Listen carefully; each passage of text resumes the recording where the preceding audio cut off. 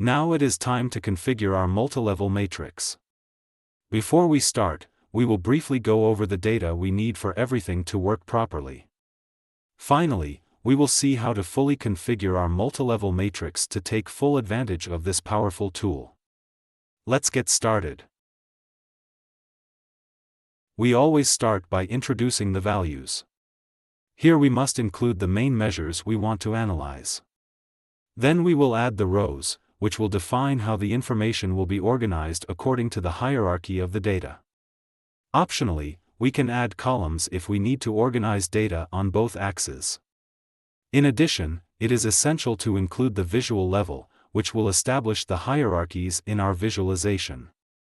And finally, the order, to ensure that the data is presented in a coherent and clear way. Follow my steps to set up your first multilevel matrix. From the Insert tab, we select the Visual Matrix option, and it will be added to our report. We adjust its size to optimize the visualization.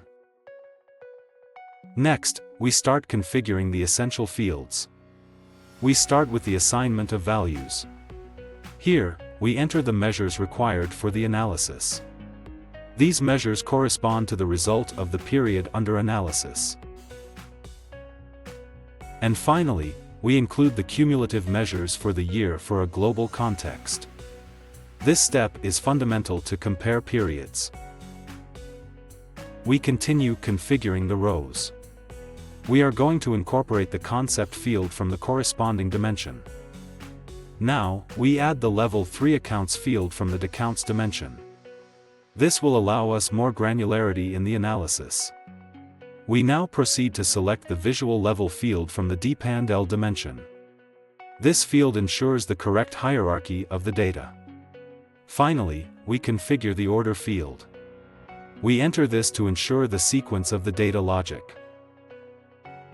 With this, we finish the complete configuration of the matrix.